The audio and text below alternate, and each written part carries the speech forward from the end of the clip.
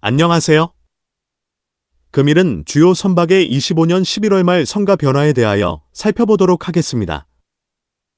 2025년 선박 건조 시장의 성가 수준은 큰 변화가 없는 상태입니다. 하반기 접어들어 컨테이너 운반선과 탱커 선박의 발주는 지속되고 있습니다. 선박 관련 주요 지표 중 하나의 성가 지수 및 성가 변화입니다. 2020년 성가지수 120.6을 시작으로 성가는 상승하였으며 최고의 성가지수는 2024년 9월 189.96을 기록했습니다. 2025년 11월 성가지수는 184.3을 기록하고 있으며 영상의 성가지수 차트에서 볼 수 있듯이 성가지수는 서서히 내려가고 있음을 알 수 있습니다. 한국조선소의 선박 수주에 있어 중요한 역할을 하는 렌즈 운반선의 성가의 경우도 성가지수 하락과 동일하게 2023년 최고 성가인 2억 6,500만 달러를 기록하였으며 2024년 2억 6,290만 달러, 2025년 2억 4,800만 달러까지 하락하고 있습니다.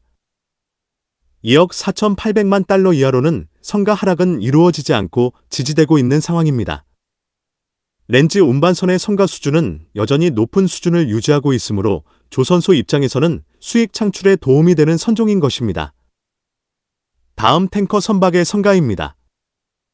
한국조선소에서 경쟁력을 유지하고 있는 대형 유조선 벨CC은 25년 10월 1억 2,600만 달러 수준까지 내려왔습니다. 하지만 25년 11월 경우는 성가가 다시 상승하여 1억 2,700만 달러를 기록하고 있습니다. 대형 유조선 벨CC은 최고 성가는 2024년 1억 2,900만 달러였습니다.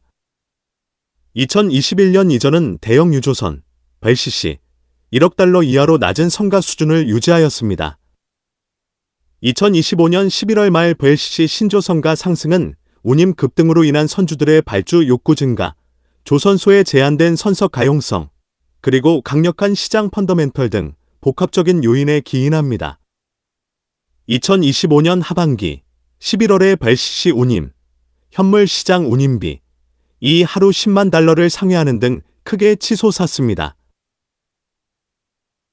이는 오펙 플러스의 증산과 계절적 수요 증가에 따른 원유 수송 수요 급증에 기인하며 선사들의 수익성이 크게 개선되어 신조선 발주 유인이 커졌습니다.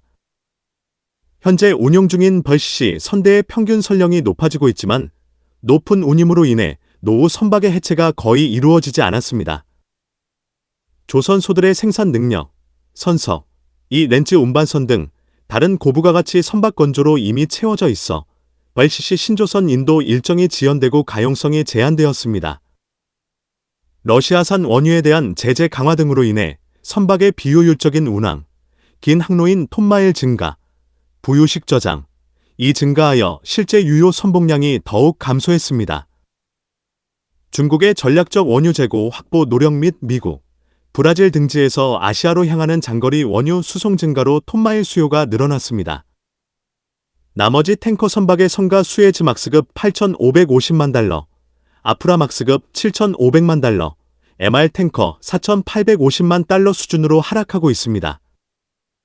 조선사들은 이러한 흐름에 맞춰 선종별 전략을 조정하고 있으며 친환경 기술과 고부가가치 선박 개발도 병행 중입니다.